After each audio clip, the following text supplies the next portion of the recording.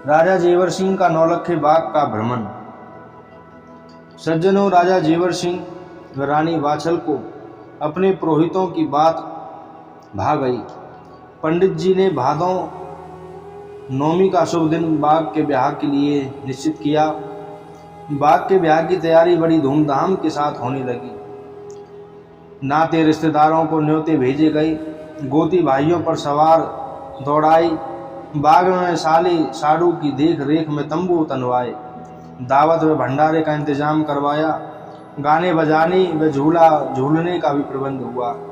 जेवर सिंह व हरियाणे वाले साड़ू खजांची का काम कर रहे थे।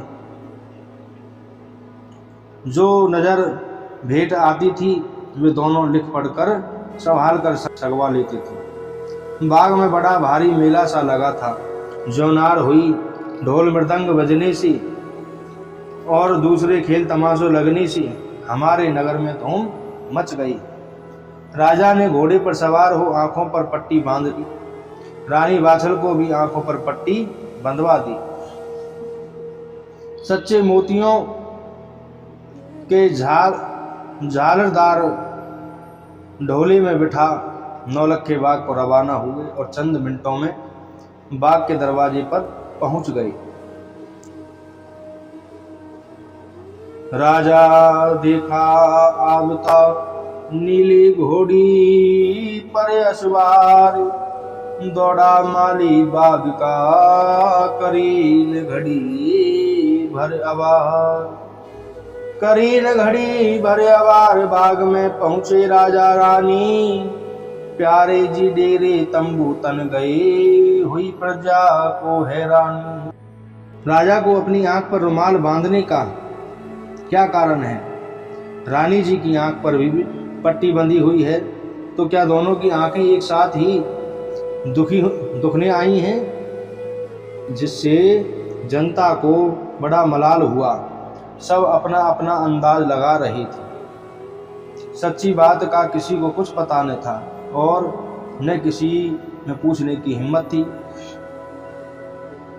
ब्याह बाग का हो रहा, नृप जेवर दे रहे दान, मूंगा मोती हीरा पन्ना लूट रहे मेहमान राब के भरे खजाने थे भारी, दोनों हाथ से दौलत लूटे भारी खुशी भिकारी।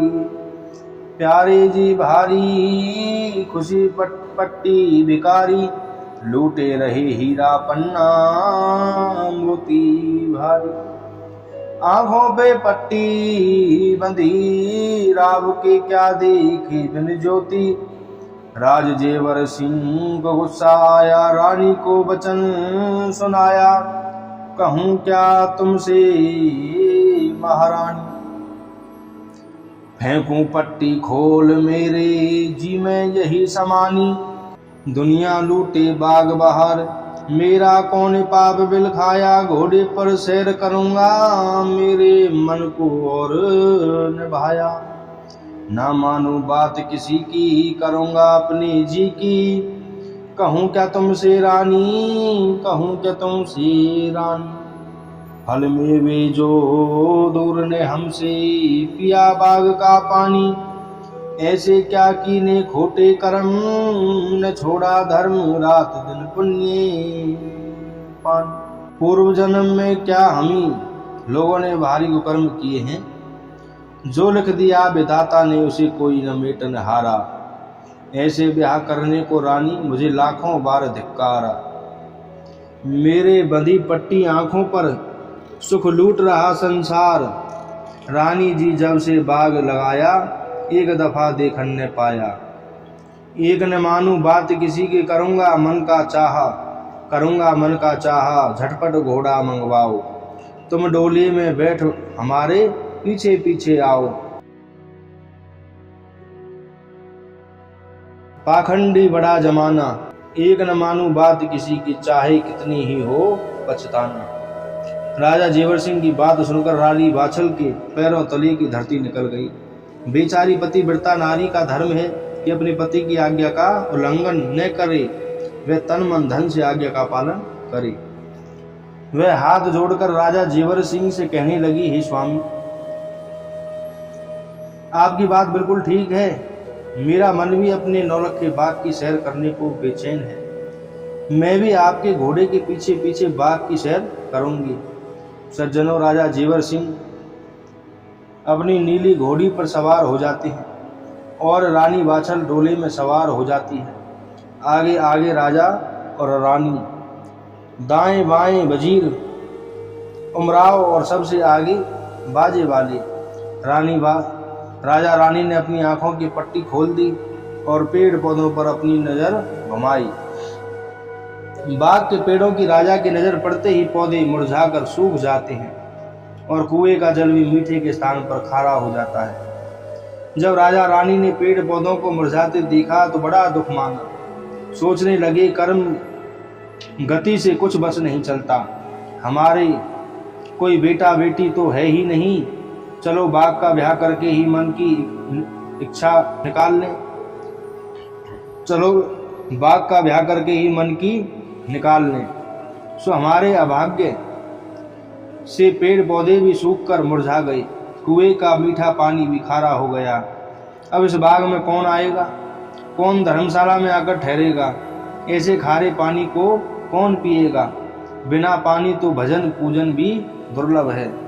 कोई दूर से भगवान को हाथ जोड़कर माथा भले ही टिका जाए। मुसाफिर प्याऊ का पानी पीकर हमें कोसेगा और पंडित से भी लड़ेगा। राजा जेवर सिंह सोचते हैं, इस जिंदगी से तो मौत ही भली है, अब हमारा मरना ही भला है। राजा जेवर सिंह मयान में से कटार निकालकर अपनी गर्दन में मारना चाहते हैं। रानी बाछल हैरान हो जाती। वह एकदम डोले से निकलकर और झट से आगे बढ़कर राजा के हाथ से कटार छीन लेती है और हाथ जोड़कर कहती है, राजा जी, पहले मुझे मारो, फिर आप मरना। क्यों प्रीतम नाहक मरो, रहे न दिन एक सार। नल राजा पर विपता पड़ी, तजे दमयंती नार। प्यारे जी तजी दमयंती नार, विपद थी भारी आई। तेली घर हाका पाट, खूंटी गई तिहार चवाई। विपता सदा नहीं रहा करती। अच्छे बुरे दिन धूप छाया के समान हैं।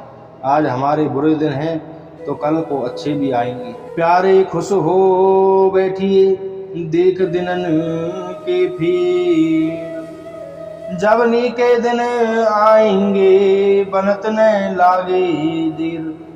बनत न लागे देर पिया, मैं कैसे तुम्हें समझाऊं।